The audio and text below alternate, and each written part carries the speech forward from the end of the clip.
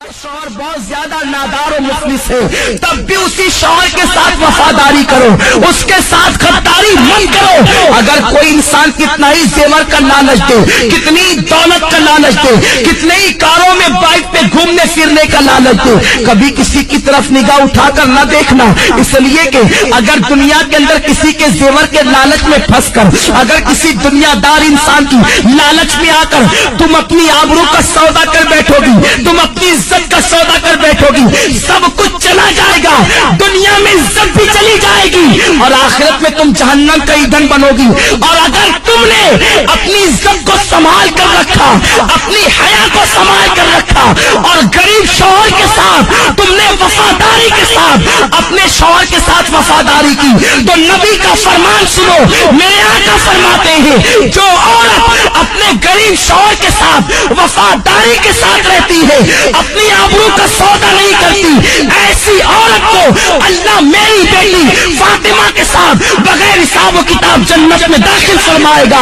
اب اگر تم بغیر حساب و کتاب جنت میں داخل ہونا چاہتی ہو سیدہ فاطمہ کے ساتھ، تو اپنی آبرو کا سودا نہ کرنا، کسی کے لالچ دینے میں نہ آنا۔ یہ زیور کیا حیثیت رکھتے ہیں، زیوروں کی کیا حیثیت ہے، سونے چاندی کی کیا حیثیت ہے، اچھے لباس کی کیا حیثیت ہے، کاروں کی کیا حیثیت ہے، دنیاوی سواریوں کی کیا حیثیت ہے۔ جب تمہاری موت آئے گی تو سن لو، بڑھاپے میں مرنا ضروری نہیں ہے، جوانی میں بھی تمہیں موت آ سکتی ہے۔ اللہ اکبر، جب تمہیں موت آئے گی، اگر تم نے اپنی حیا کو بیچ کر زیورات حاصل کیے ہوں گے، یہی زیورات تمہارے بدن سے نکال لیے جائیں گے۔ اچھے اچھے لباس تم نے جو جمع کیے ہوں گے، وہ لباس بھی تم سے چھین لیا جائے گا اور تمہیں کیا پہنایا جائے گا، سادہ سا سمپل سا 2 گز سفید کپڑا جسے دنیا کفن کہتی ہے، وہ کفن تمہارے بدن سے لپیٹا جائے گا،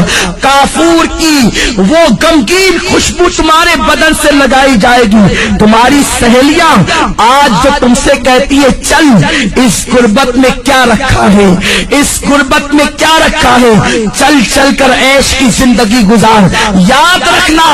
ان ظالموں کی بات کبھی مت سننا۔ اے سیدہ فاطمہ کی کنیزاؤں، نبی نے اپنی بیٹی کا نکاح کسی کروڑ پتی کے ساتھ نہیں کیا تھا، نبی نے اپنی بیٹی کا نکاح ایسے علی کے ساتھ کیا تھا جس کے پاس گھر بھی رہنے کو موجود نہ تھا۔ حضرت علی کے میں سے میرے آقا کہتے ہیں علی میں فاطمہ کے ساتھ تمہارا نکاح کرنا چاہتا ہوں۔ علی ایسے تھے، اس وقت ان کے پاس مہر دینے کے لیے پیسے بھی نہ تھے، کپڑے پہنانے کے لیے پیسے بھی نہ تھے۔ عرض کرتے ہیں یا رسول اللہ، نہ مہر دینے کے پاس میرے پاس پیسے ہیں، نہ کپڑا خریدنے کے لیے میرے پاس پیسے ہیں۔ حضور فرماتے ہیں میری زرہ لے کر کے جاؤ، اسے بازار میں بیچ دو اور کپڑے خرید کر کے لاؤ اور فاطمہ کا مہر ادا کرو۔ میں پوچھنا چاہتا ہوں، نبی چاہتے تو اپنی بیٹی کا نکاح کسی دولت مند کے ساتھ کر دیتے، بڑے بڑے دولت مند میرے سرکار کی بیٹی کا ہاتھ مانگنے کے لیے آئے تھے، مگر نبی جانتے تھے اگر میں نے اپنی بیٹی کا نکاح کسی دولت مند کے ساتھ کر دیا تو میری امت کی بیٹیوں کا کیا ہوگا، میری امت کی بیٹیاں زندگی کیسے گزارے گی۔ نبی نے اپنی بیٹی کا نکاح ایک غریب علی کے ساتھ کر کے دنیا کو بتا دیا کہ غریب شوہر کے ساتھ ایمانداری اور وفاداری کے ساتھ اپنی زندگی کو گزار